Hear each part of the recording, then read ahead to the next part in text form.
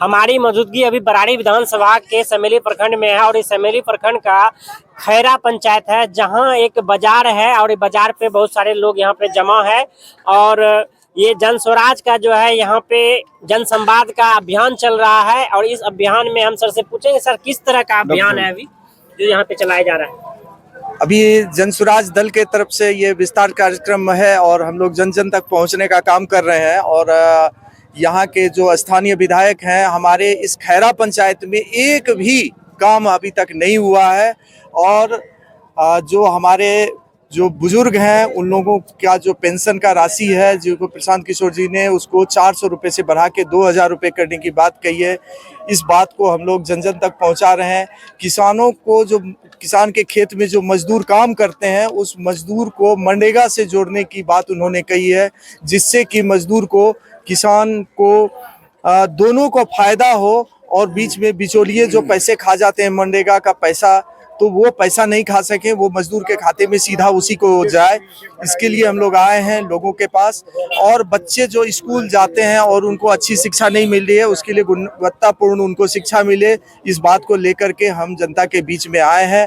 और हमारी यही इच्छा है कि हमारे यहाँ से जो कोई भी हो, स्थानीय प्रतिनिधि हो, और वो हमारी बात को संसद विधानसभा तक हमारी बात को लेके जाएं और हम लोगों की बात को सुने और हम लोगों का अच्छा से कार्यक्रम चले, इसी बात को लेके हम लोग आए हैं। धन्यवाद। नाम सर? मेरा नाम प्रणव कुमार हुआ और मैं जनस्वराज दल का जिला प्रवक्ता के पद पर हूं। और आज हमारी ये खैरा पंचायत की बैठक थी। इस बैठक में हम और अभियान समिति, प्रदेश कार्य समिति के सदस्य और किस तरह से सर बराड़ी विधानसभा का सर आप देख रहे हैं सर? देखिए सर, अब तक जो भी यहाँ जितने भी सत्ता में आए, सब कभी जदयू है, जदयू कभी हमारे राजद में चले गए, राजद की सरकार हो गई, कभी भाजपा में चले गए, भाजपा की सरकार हो गई। मैं चाह रहा हूँ ये जनस्वराज का जो मिशन है, जनता के बारे में तो कोई सोच ही नहीं रहा है। अब तक यही देख लीजिए आप अपने, अभी जैसे हमारे प्रणव जी बताया कि अभी तक खैरा में ऐसा कोई कार्यक्रम नहीं हुआ है जो खुले तौर पर बोला जाए कि हमारे विधानसभा में जो हमारे विधानसभा प्रत्याशी थे उन्होंने ऐसा काम किया, वैसा काम किया, अच्छा काम किया। ये हमारा जो मिशन है, देख रहे हैं युवाओं का प्लान बंद, बिहार में जो युवाओं का जो 10,000 15,000 के लिए बाहर जाते हैं खटने के लिए, काम करने के लिए, महिलाओं का पेंशन 400 रुपया है, बुजुर्गों का पेंशन 400 रुपया है। हमारे से क्या होगा? कुछ नहीं। जनस्वराज का अगर सरकार आती है, इसमें 2,000 रुपया अगर बूढ़ा बूढ़ी को मिलेगा, 2,000 मिलेगा, 2,000 रुपया अगर मिलेगा, बूढ़ा बूढ़ी से 4,000 हुआ। कम से कम उसको एक सहयोग, अच्छा सहयोग होगा, अच्छी पढ़ाई। अब तक जो देख रहे हैं विश्व स्तर का पढ़ाई नहीं है, जो भी पढ़ाई देख रहे हैं बॉस, पढ़ाई भी मामले में आप देख लीजिए, अच्छे स्कूल में हम लोग नहीं पढ़ा पाते हैं बच्चों को। जब तक शिक्षा नहीं मिलेगी, जिनके पास पैसा है वही पढ़ा पाते हैं, बस गरीब आदमी की पढ़ाई कहाँ है? हो ही नहीं रहा सर, गरीब आदमी पढ़ नहीं पा रहा है। जिसको पैसा है वो बाहर भेजता है अपने बच्चों को। ऐसी पढ़ाई हो जो कि हम गरीबों का भी पढ़ाई उस स्कूल में हो और अमीरों का भी पढ़ाई इस स्कूल में हो, ऐसा व्यवस्था हो। ऐसा व्यवस्था हो सकता है? हो सकता है सर। जनस्वराज की सरकार अगर आती है तो यह निश्चित होगा, अच्छा विश्व स्तरीय की पढ़ाई होगी, व्यवस्था परिवर्तन होगा, बिहार अच्छा बदलाव की ओर होगी, ये निश्चित। जैसे आपने अब देखा, अभी किसानों के खेतों में अभी यूरिया देख लीजिए, अभी कितनी महंगी दाम में, किसान को तो कुछ बचता ही नहीं। अभी जैसे किसान ने, मैं छोटा जैसा बात बता रहा हूँ, सब कुछ जानते हैं हम लोग। मकई इतनी महंगे दाम पर हम लोग लगाते हैं, खाद इतनी महंगी दाम पर लगाते हैं, जब उसका मकई तैयार हुआ तो मकई का दाम 1600 हो जाएगा। मकई अगर स्टोरिंग का विधि व्यवस्था हो जाए, स्टोरिंग का 4 रुपया, स्टोरिंग का व्यवस्था है पूंजीपति के पास, पूंजीपति के पास। अगर यह सरकार की व्यवस्था हो जाए, 4% पर 100 का 35 पैसा पर महीना पे 40 पैसा महीना लगेगा।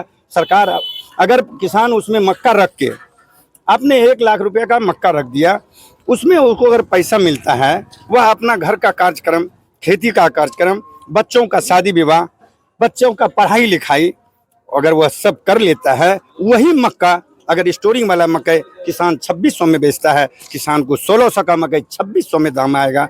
ये ऐसे अगर विधि व्यवस्था होता है तो बहुत अच्छा हमारे किसान के लिए होगा। इसलिए मैं चाहता हूँ, निवेदन करता हूँ, आपने सबको देखा है, जिस सरकार को आपने अब तक 4 वर्षों से देखा, एक बार मेरा निवेदन है, मैं अंतरात्मा से मैं इनके फीडबैक से बहुत खुश हूँ, इनका जो मिशन है बहुत खुश हूँ। इसलिए मैं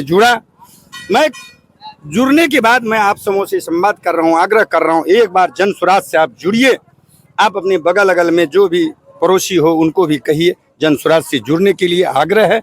एक बार इनको भी देखा जाए, जन स्वराज में अगर अच्छाई होगी तो वह सरकार में निश्चित पुनः आएंगे। अगर उन्होंने ऐसा नहीं किया तो फिर जैसे है वैसे चले। चांस तो बनता है जी। क्या नाम हुआ सर? विनोद कुमार चौधरी, जन स्वराज से प्रदेश कार्य समिति का सदस्य हूँ। तो बाबा पेंशन जो अभी मिले छे ओकरा से लोग खुश छे? जो बूढ़ो आदमी छे की लगे छे पेंशन सही पेंशन छे? ये 400 से क्या होगा? अब दवाई का दाम देखिए कितना बढ़ गया है। दवाई लेते हैं तो 100 रुपया में 10 टेबलेट होता है। गैस का अगर लेते हैं तो उसका भी 10 रुपया 12 रुपया कैप्सूल है एक टेबलेट का कीमत। तो क्या बचेगा? डेली खाना पड़ता है गैस के लिए। 400 में हो जाए ना तो कैसे हम लोग जी रहे हैं, ये तो भगवाने के ऊपर है। मतलब भगवान के भरोसे यहाँ के बुजुर्ग लोग बस जो ये देश को यहाँ तक पहुँचाए हैं। किसी सरकार तो बहुत मैंने देखा, लेकिन ऐसा दुर्गति आज तक नहीं। भ्रष्टाचार इतना बढ़ गया है ना। अब 2 बीघा जमीन है, 4 भाई से है। अब ये कहे 1 लाख रुपया दीजिए कम्युनिटी को, सीओ को। कहाँ से लोग क्या करेगा?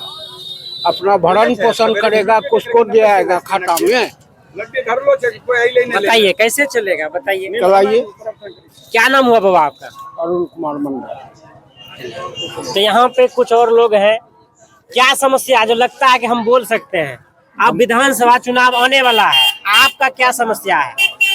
हमको नहीं बोलने आता है, बुरा बुजुर्ग। तोरो कोई समस्या है बोलो, नहीं बोलल केना नहीं आवे छे? हमारे साथ आप जन स्वराज को समेली प्रखंड और कुर्सला प्रखंड में किस तरह से आप देखते हैं कि जो आने वाले समय में जो है इसका अच्छे से पकड़ बन सके या जनता इसको जो है पकड़ सके? क्या जनता में इसका पहचान बन रही है? देखिए, जिस अभियान के तहत जनस्वराज के सारे कार्यकर्ता लगे हुए हैं, आप देखे होंगे कि 1 साल पहले जनस्वराज किस चिड़िया का नाम है ये लोग नहीं जानते थे। बहुत कम समय में जनस्वराज को लोगों ने जानने लगा है और हर युवाओं के दिल पर, दिमाग पर ये बैठा हुआ है कि एक नया सोच लेकर के जनस्वराज आ रहा है। बदलाव होना चाहिए बिहार में और बदलाव होगा। और जनस्वराज मजबूत दृढ़ इच्छा शक्ति को लेकर के मैदान में आएगा और अच्छे लोगों को मैदान में उतार करके उसको विधानसभा में भेजेगा और व्यवस्था परिवर्तन होगा। पक्का होगा? पक्का होगा। क्या नाम है सर आपका? मेरा नाम महेश्वरी पासवान हुआ जी। मैं जनस्वराज से प्रदेश कार्य समिति का सदस्य हूँ। चलिए, तो हमारे साथ और युवा है। क्या नाम है बाबू आपका? पिंटू कुमार। पढ़ते लिखते हो? नहीं, हम तो मजदूर क्वालिटी का हैं। मजदूर क्वालिटी का। तो क्या मजदूरी यहाँ सालों भर मिल जाता है? नहीं, यहाँ का हम लोग तो तमिलनाडु में काम करते हैं। तमिलनाडु में काम करते हैं, यहाँ क्यों नहीं करते हैं? यहाँ काम है ना, है तो क्या करेंगे? काम में नहीं है काम में नहीं, तो काम करने के लिए बाहर जाना पड़ता है। तब तो क्या ये बड़ी समस्या है कि छोटी समस्या है? बहुत बड़ा समस्या है। हम लोग 4 दिन के सफर काट कर जाते हैं, बहुत बड़ी समस्या हुआ ना। तो क्या इसका निदान होना चाहिए कि नहीं? नहीं, होना चाहिए। क्या इस बार जो है फिर विधानसभा चुनाव होने वाला? कितना उम्र है आपका, कितना वर्ष के हैं? 27 साल। 27 साल के। जरूर है कि तब आप वोट गिराए हैं। हाँ, वोट 18 वर्ष के बाद जो है वोट गिराने का उनको जो है मौका मिलता है और इस बार फिर विधानसभा का चुनाव होने वाला है। तो क्या लगता है कि आपका मुद्दा ही रहेगा कि हमको रोजगार यहाँ मिले? जी, हम तो यही चाहते हैं कि हम अपना घर में रोजगार करें, यही करें, यही काम करें, यही रहे। और हम उतना दूर भी नहीं जाना चाहते हैं, मजबूरी में जाना पड़ता है। चलिए।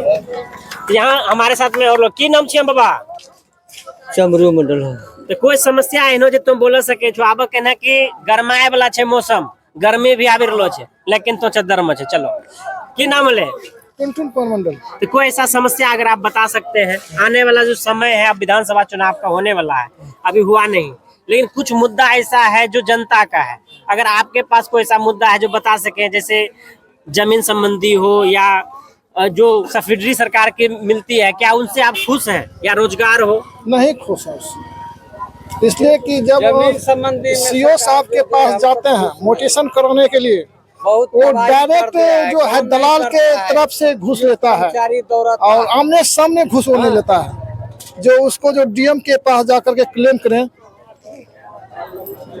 और रसीद में कुछ लिखा रहता है और वहाँ जो है रसीद काटने वाला कर्मचारी है वो अलग से पैसा अलग से पैसा मांगे अलग से पैसा मांगे।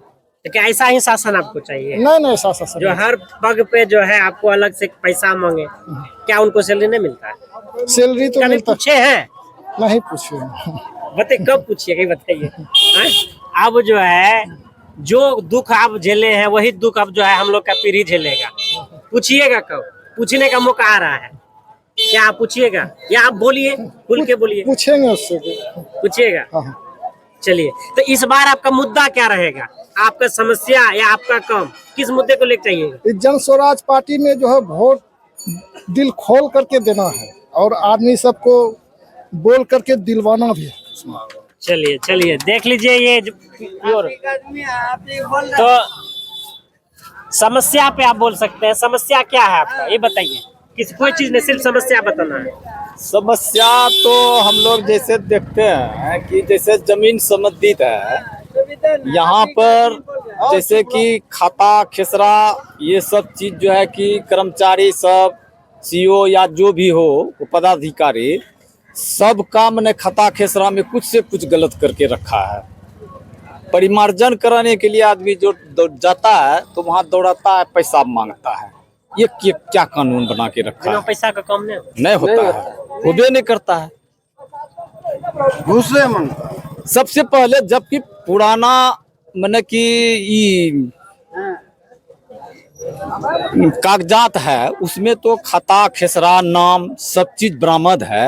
अभी जो कंप्यूटर पर चढ़ाया जा रहा है उसमें किसी का पिताजी का नाम गलत हो गया किसी का खेसरा नंबर नहीं चढ़ाया गया किसी का माने कि खाता नंबर ही गलत डाल दिया गया ये कैसे हो गया ये तो वही किया है ये तो वही किया जिनके पास सब डाटा है तो क्यों ये सब क्यों होता है सवाल है कि नहीं हाँ तो सवाल है तो वो तो सरकार इसको पकड़े ना तो कहीं ना कहीं सरकारी सब मामला में डिफॉल्ट है। क्या नाम है भैया आपका प्रमोद कुमार मंडल घर खैरा। आप इसी तरह का वीडियो देखने के लिए मेरे चैनल को सब्सक्राइब करें लाइक करें शेयर करें नमस्कार।